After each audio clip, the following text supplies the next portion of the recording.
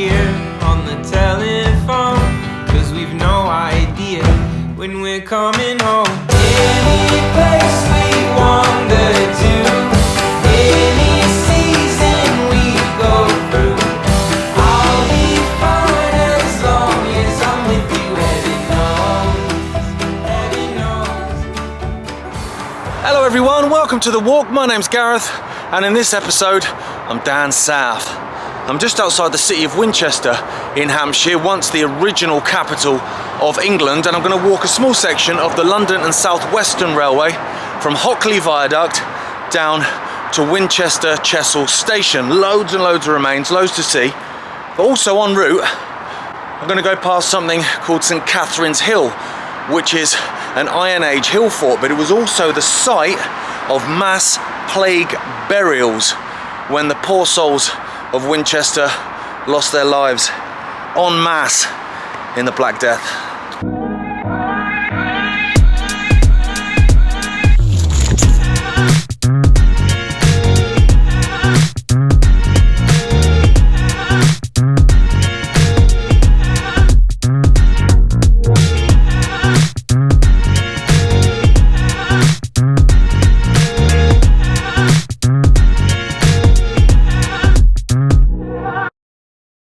So before we get onto Hockley Viaduct, let me get Rail Map Online up now. Now if you see Winchester, you can see they're mainly kind of light blue lines, but there is a green line, kind of a darkish green line, that comes down from the top and hits Winchester. Now that's an interesting story. What we're going to do, we're actually going to walk the light blue line that goes up and joins that green line at our end point. Now I'll explain that. So I'm just walking onto the viaduct now.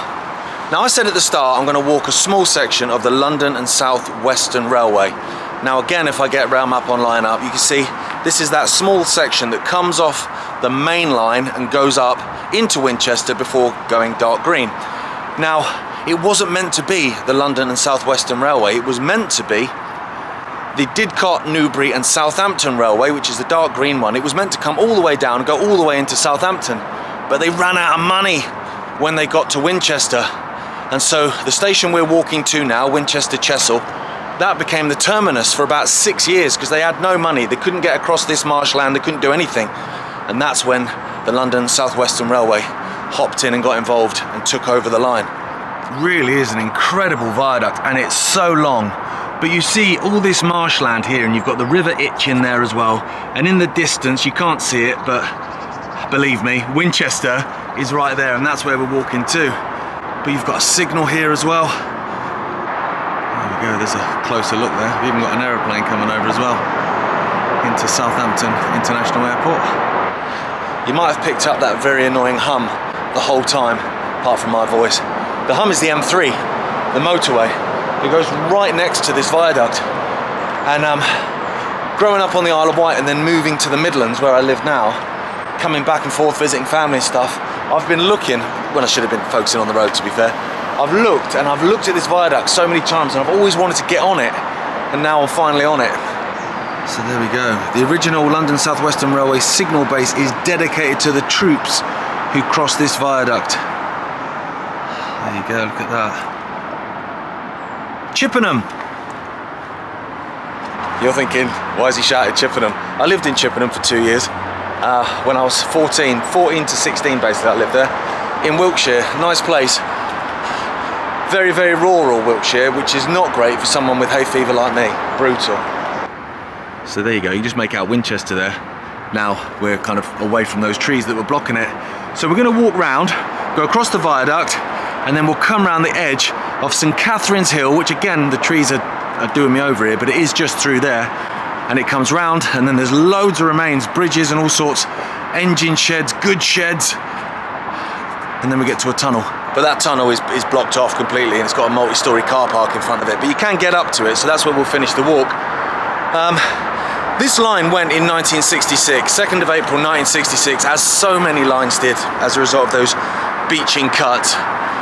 But when it was opened, up until Winchester Chesil, got there in around about 1885, and then like I say, that was a terminus then. They were stitched really because they had no money and they couldn't get across here, and the whole point of building the line was to get from, you know, Oxfordshire down to the port at Southampton so they could take advantage of the ports. Well, obviously there's no port in Winchester, I'm inland.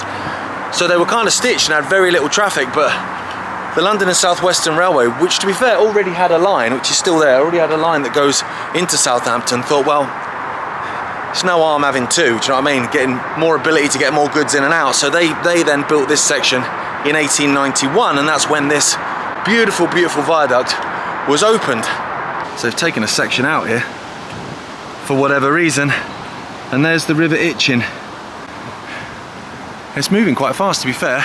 Now the main line, you might better just make it out. You see those cows? Just up from those cows, you can see some brickwork. That is a bridge of the now active line. It goes out of Southampton Central, up through Winchester Station, which is still there, and then off, you know, up to Oxford and off up to the Midlands. And that's us done on the viaduct.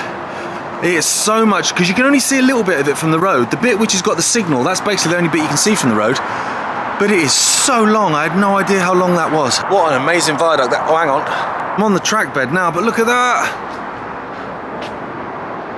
Another amazing remnant of the old railway days. Oh, mate. Now, I understand, you know, why viaducts like that survive. Although, to be fair, many haven't. Many get blown up and destroyed over the years. But I can see why they would survive. But the fact that that telegraph pole has been sat there for 60 years. I mean, I don't even know how many years it was there before the railway closed, but since the railway closed, it's been sat there for 60 years. And it's still going strong. I love it. I love that. Okay, so at this point, we've got to come off the track bed, annoyingly. Track went straight through there. Now we've got to drop off. So it's going to be a case of looking for remains, I think, at the side for a little while before we get back onto it. We have to follow something called the Itchen navigation, which goes alongside the River Itchen. Now part of it's on the track bed, part of it isn't, so we're kind of onning and offing a bit at the minute. Well, I've been eyes peeled for a bit, but it's not been that easy because of the time of year. It's the summer, so obviously everything's massively overgrown, but there we go, look at that. Let me get across and get a better view. There we go, look, an iron girder bridge. Where if I can get on it? Oosh! I don't know what that noise was. There we go, let's come up on the track bed. Here we go. Right, we're up on the girder bridge. Awesome. Right, I'm not going to stand on the wooden bit because that could just go underneath me. I'm going to stick to the iron. So as you can see here, single track then. A single track line, which I guess makes sense. Look at that. Awesome. So that's what I'm going to do. I'm going to kind of jump on and off. I'll keep my eyes peeled, and as soon as I see something where I can get on there, hello mate, where I can get on the track bed and, you know, find some remains, I'll jump on. You might have seen from the drone footage, you got the motorway, the M3, and then next to it there's another road which went right next to the viaduct. That was the original road, that one. So when I was a kid, growing up, living on the Isle of Wight, coming up to the Midlands to visit family, which is funny because now I do it the other way around, we would drive down that road, so you were literally right next to the viaduct. And I don't know how I then didn't notice just how long it was, but I didn't. And then when they built the M3, again from the drone footage you see it plunges through Twyford Down, that's called, plunges through there. And those of you that are sort of my age and in their 40s, they might well remember there was a huge uproar about building that, and there was a guy called Swampy. Hang on, hold that thought. So there's another bridge, that's the line going over. So like I said, I'm kind of crisscrossing here and there, but there it is. And judging from that you know, metalwork, you'd think that maybe they were going to plan to open it as a walkway, but they haven't done, unfortunately. But this is a decent path, and I can see to be fair, it's probably better actually going underneath a bridge than it is going over it, to be fair. You get a better view of it, don't you? So yeah, Swampy. There's loads of people basically trying to stop it happening because, you know, it's a beautiful down. There was loads of, you know, animal habitat and things going on.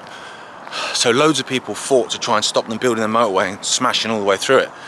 But he went one further, that lad, and he basically dug a load of tunnels and lived underground. So obviously they couldn't bring in all the land movers and stuff to kind of dig it out because there was a lad with dreadlocks living underground. And I'll always remember that, because because when I used to play ice hockey, they called me Swampy, right? I'm trying to think why. I mean, I had long hair, but you know, it was the 90s, so did everyone. But yeah, they used to call me Swampy. Maybe maybe I smelled like I'd been underground for weeks on end, I don't know. Right, so the track bed has been up to our right for a fair bit since we went under that bridge, and it now comes to join us. So I'm now back on the track bed. Now that is St Catherine's Hill. At the top of that, as you can see from the drone footage, there's these circles. That's an Iron Age hill fort. I'm pretty sure it's a scheduled ancient monument actually. You get a lot of people, you know, going up there for walks and stuff like that. But this section here, where these beautiful kind of meadow flowers are, and just beyond it, they were mass plague pits. I dread to think how many people's bones are underneath there. An unbelievable amount. I've just nipped off the railway line, so we've walked here. This is the track bed, that's where we are. And look at this, as I was saying, Plague Pits Valley it's known as. Oh, mate. So this whole area here, jeez. I'm not going to go all the way to the top of the fort, because obviously I want to crack on and get into Winchester. But I don't know when these plague pits, I mean they're vast, this is a vast area. I don't know when these were built, for want of a better term, when people were buried here. Like, I know that the bubonic plague came to England, I think in 1348, 1349, it was around that time I think. Because that was when it was carnage up in Derbyshire, with just ridiculous, you had like Iron and places like that, if I'm saying that village name right. It's very famous for the plague. So I don't know when it came to Winchester, but it's a vast area. Look at that, huge. A whole valley dedicated to it. It's crazy. Right, I'm gonna go back now, get on the railway line. Now the next thing we should come up to, because I'm basically on the track bed now, next thing we should come to once we get around is something called Toll Bar Sidings or Toll Bar Goods Yard. Now, I'm pretty sure from what I could see, I mean it's a Google map job, that it's been modernised with new businesses, but I'm pretty sure the goods sheds and the engine sheds are all still there. So that will be incredible if they're still there, so I'll try and find them. And then we're coming in then to Winchester Chesil station. It was originally called Winchester Cheesehill, which I could get more on board with because I like cheese. But it's known as Chesil at the end. I think from the 1920s they changed it to Chesil. I'm not sure why they did that, but I prefer cheese. Here we go. Now they've moved that. They must have done, because there's the track bed up on that embankment. Yeah, they have moved it, yeah. It was originally placed alongside, so here we go. It was up on the bank. So 26 miles. 26 miles from Newbury then. The Friends of Hockley Viaduct. Oh mate, I love organisations like that, because they make all the difference, don't they? You know, councils will do bits and bobs, but from my experience of councils, they'll generally do the bare minimum. Whereas it's local folks that have got a passion for it that kind of go, yeah, all right, we'll do this and do that. And it's only, you know, it's a milepost. People will run past that and not think much, but for me, I'm like, that's great, it's history, keep it. So there's the track bed up there. There's a cafe on top of it now. Handlebar Cafe. Oh, it's obviously for bikers then. But there you go. Bridge goes across there. So I'm going to follow it. And there you go, there's another bridge just as it continues. Now this, I was hoping might be a way onto the line, because that is the path that you can follow. That goes, you know, clinging to the river. Does look like a beautiful walk, to be fair. But, you know, I like beauty, but I like railways more. Oh, actually, there's a bench up there, so I can get on the track bed. Right, here we go. Now, from what I could see, I've got a jog on now. From what I could see, I can see some remains for a start. You see, it's quite a lot of concrete there. I wonder if that's a permanent Waygang hut then that's kind of gone off the side of the track bed, maybe. I've nearly fallen down here. I was literally saved by that branch. Right, I'll come back up now. Oh, people are running on it. It must be a real passable path then. Right, I've dropped one. You can actually get on that second bridge then. And then it skirts off and goes off left into that cafe. Right, so you could get on top of that bridge. Right, okay. This is a decent bit of track bed then. I'll be honest, I wasn't really expecting this bit. From what I could see from Google Maps, because obviously I'm not from round here, what I could see from Google Maps was that I had to come off at that point and then basically cling to the river and then get back on when this became a road. Because I'm pretty sure it becomes a road, still following the track bed and going under bridges and all sorts like that. But being on the track bed on a path as opposed to a road with cars whizzing past me is a bit of a Brucey bonus, that. A big old embankment, look. There's more concrete work there. There's a few bits and bobs. And there you go, again, more. Now, I'm not sure what was here, but this is red brick. I wonder if there was a signal box here then. Could well have been a signal box here. That's an old photo or an old map job, that. Now, we're skirting down, so I'm guessing they've done away with the track bed. In fact, this is probably the track bed there, carrying on. So the track bed's quite a way up there now. It's actually really, really high. It's massively overgrown though, and I'm actually not seeing a single way up at the moment. But it is up there going along the top. You know, I said at the start, I'm daaan-SaaF. Right, I just went past a tennis club. They don't talk like that in Winchester. Jeez, seriously, don't talk like that. It is posh as you like. So I've just looked to my right. Now, this is the track bed, and I can get on it again in a minute. There's a path. But I'm pretty sure this area here is the area that was the toll bar sidings. Now, these are all modern buildings, as you can see. But that one ain't. That's not a modern building, that's railway era. Mate, okay. So like I said, this was all the sidings area. Let's look around here and see if there's any other old buildings. I don't think there are. I think it's all modern from what I could see. Yeah, these are all modern buildings here. But this was all the sidings, and that is railway. 100% that is railway. There we go. Okay, so I'm going to come down and try and get back on that track bed now. It's just the other side of this. But yeah, look, you can see these would have been canopies. That's a good shed, that is. Amazing. I thought there was some remains of the goods yard. I might actually have to go back round because I'm not sure I can get on this track bed now. So there's the goods shed. See where that lady is? That's where I was stood, and I was pointing up here going, oh, there's the track bed. I think it's the track bed. And I was going to skirt all the way around, try and get on it. I'm glad I didn't, because then I saw I'm already on it. So this is the track bed. So this is that section that I was talking about earlier where it becomes a road, and it goes straight under there. That looks, doesn't it, like, oh yeah, the railway went on top of that. It didn't. I'm on the track bed now, going right underneath there. So at this point, I'm assuming this becomes double track, because just as we go under that, that's where you get to Winchester Cheesehill, or Chesil as it became in the end, Winchester Chesil station.